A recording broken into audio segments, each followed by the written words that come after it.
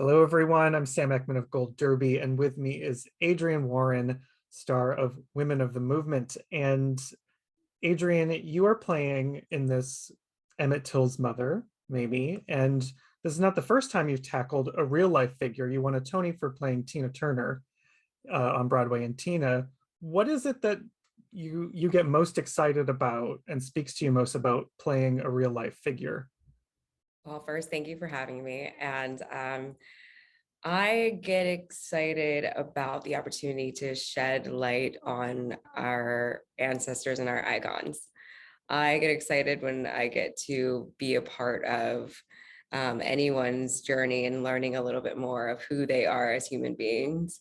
And for me, that was definitely the case for Tina because I idolized her growing up as well. And my parents are the biggest Tina fans. But for Mamie, I actually wanted to be a part of this project because I didn't know enough about her myself. And that alone was enough inspiration for me to become a part of it. Yeah, it's definitely, I think, eye-opening to a piece of history, that not many people explore too often, or at least this side of it that it tells. Um, when you're playing a real figure, I've heard a lot of actors say there was like one kind of moment. It was a physicality choice, a costume piece, something that locked in the character for them. Was there a moment or some aspect that you felt like, oh, this is it, I have her now?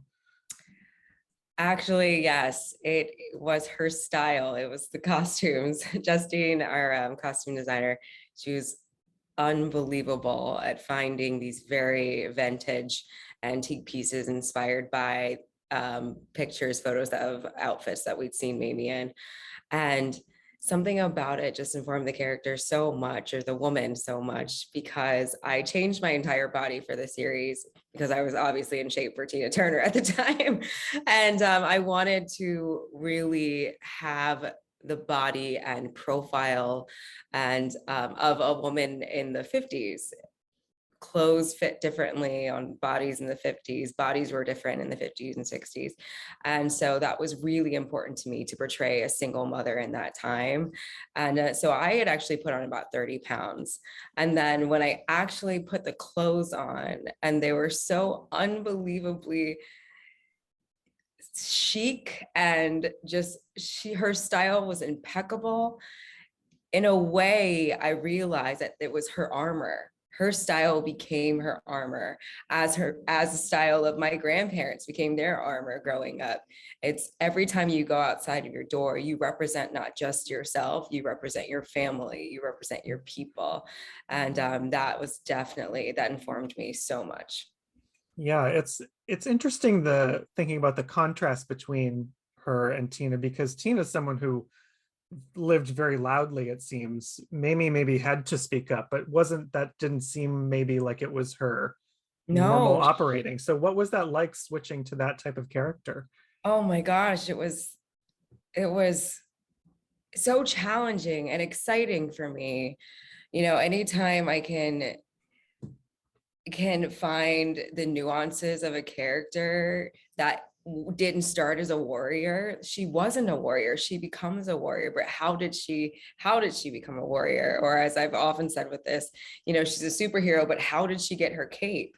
It's that is what I wanted to show in this. And Mamie was so young and naive. She was 33 years old when her son was taken from her. And had him at a young age, and didn't even, she was so green that she didn't even know how you had a child. Like, she thought you kissed someone and then you got pregnant. She was that green.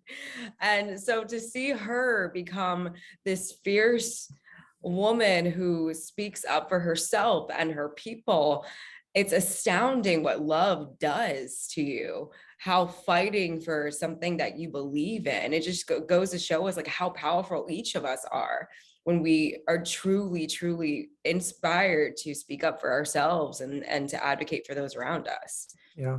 And she, I mean, survived what is possibly like the most harrowing, traumatic thing that you could possibly think of a person going through, is not only Yes. losing a child, but losing it to violence, racial Mhm. motivated violence. Yes. And you have this scene where she looks at the casket and becomes undone. How do you even begin to prepare for a moment that intense?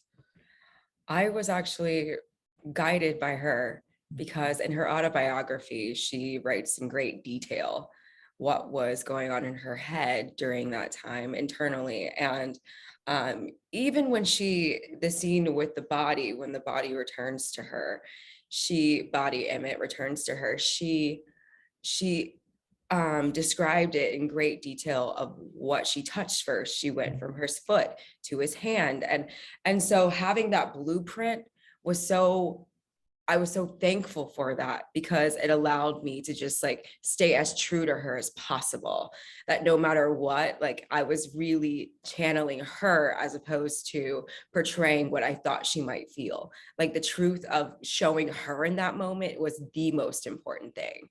And we have so many photos of those moments of her when the body comes back on the train, when Emmett comes back on the train, of her seeing the body, so in a way, as a dancer, it allowed me to actually make pictures within the scene that I knew were taken in those moments. So I made sure to hit certain positions that were actually photographed. Wow.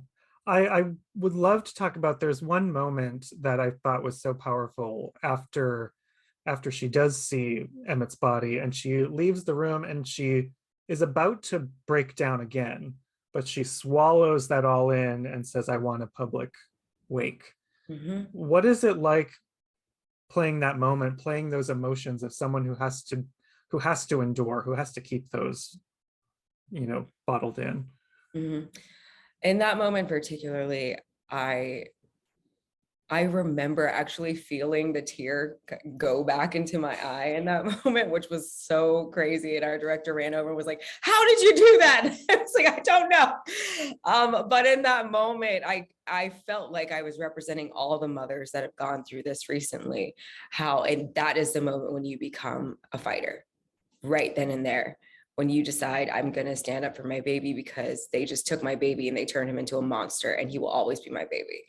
And I had the greatest opportunity to talk to Representative Lucy McBath, who lost her son to a hate crime as well. And one thing she said to me is, there's something when you're sitting in a trial where someone is tearing apart your child, the character of your child.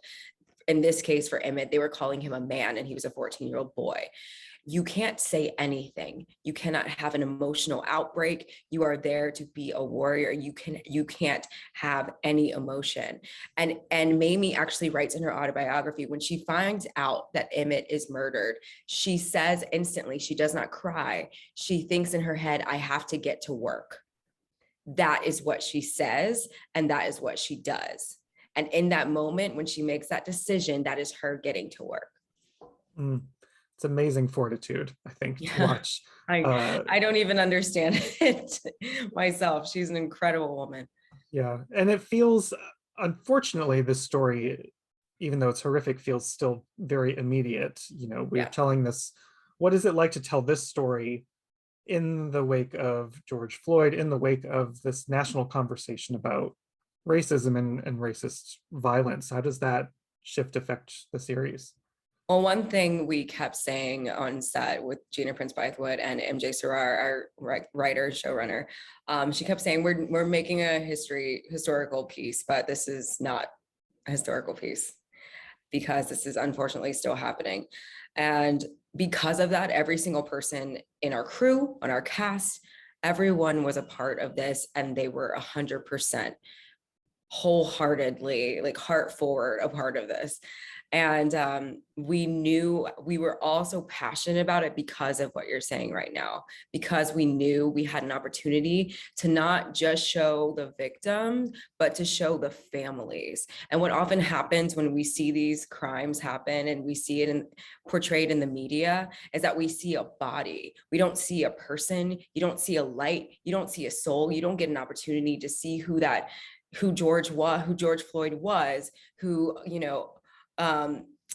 all of these victims are. You only see them as victims. And so this was about humanity forward. This is about now when you see this, I hope you think about the family that is left behind. I hope you think about the light that is taken from us. We actually take it as a society. We take it from each other. Each of us is a part of the society and brings something special to it. That is why we are here. And when we do those, when we have crimes that are hate-based, that are hate-motivated, we are literally robbing each other of our own riches. And seeing that humanity forward, seeing this family humanized, and I hate that I have to say that word, but humanize, that is why we wanted to do this, the way in which we did it. Yeah. And it's important in that vein to note, in case anyone hasn't watched it, who's watching this, that the story extends beyond just the moment of Emmett's murder. It really tells Mamie's story and about her becoming an unlikely civil rights activist, essentially. Yeah. What do you really hope that viewers take away about Mamie?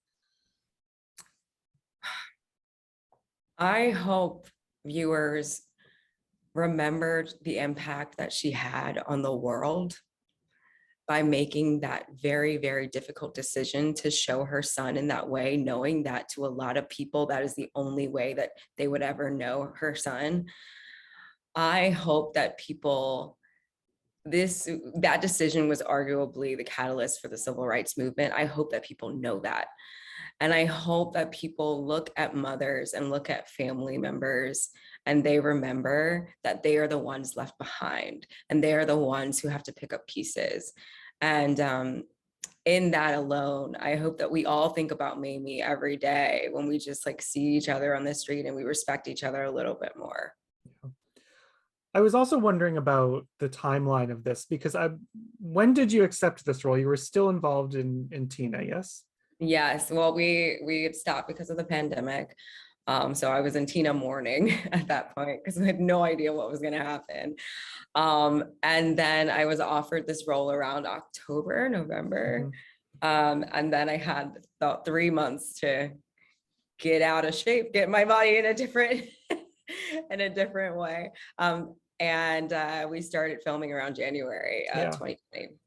Well, I asked because I think I speak for many in the Broadway community in saying that it was really lovely to have you be able to step back into Tina to sort of give that a really proper farewell after enduring a pandemic that shut down the industry. What was it like coming back after that break, after a shutdown, to do that role again? Oh my goodness. Can I tell you, they told me we were coming back while I was shooting, and I had a bit of a panic attack of how do I get in shape so quickly? How do I get my stamina up? And I just went, you know what? I just do the best I can when I get home, and whatever I end up in, that's where I end up. Because 30 pounds, that's tough to get rid of in 3 months. So I was honestly just so grateful that I was given the opportunity to come back at that point. And I told myself, okay, now that you get to come back, close out this chapter. You have the Tonys, you see what happens to the Tonys, and just have fun. And I had spent almost 5 years of my life developing this show, both overseas and here. And so it was a great way to close the chapter out, to share so much love with my cast and to honestly just have fun, because a lot of it was a lot of stress. That's a very demanding role, so I'm sure a lot of dancing to do on a short notice coming back. But before I let you go, I would like to talk about that. Speaking of the Tonys, since we were both at the Tonys last night, you were on stage, and you have the experience of winning a Tony for this role. Walk us through when you are in that position and your name is read aloud from that envelope. What is that like? What goes through your head in that moment? Ooh, for me, I completely blacked out. I don't even think I hugged my parents. I just got up, walked on the stage. Well, and mine was 2020, so there were these rules like don't take your mask off till you get on stage and get it. So I was thinking of all the rules that I had to do. But it was also about I was just completely blown away by the love of the community. You just feel so much love. The same way that I feel Miles felt it yesterday. That's similar to how I felt it. When everyone got on their feet, I was very confused because I was like, this is my first Tony. No one gets up on you don't get a standing ovation for your first Tony. What's happening? But you realize it's because people really don't take lightly what you did. And just why they stand up for Miles is like they didn't take lightly what he did in that role. And so I was just overwhelmed with love. And then you just start forgetting everything that you were gonna say. And you're like, don't forget your parents, don't forget your family. But yeah. Well, it certainly was a great moment. I think you did pretty well despite blanking there. So I think it was a success. Thank you. Well, Adrienne, thank you so much. It's fantastic work in this series, Women of the Movement. And everyone who's watching, make sure you subscribe to Gold Derby. Keep with us. Thanks, Adrienne. Thanks, Sam.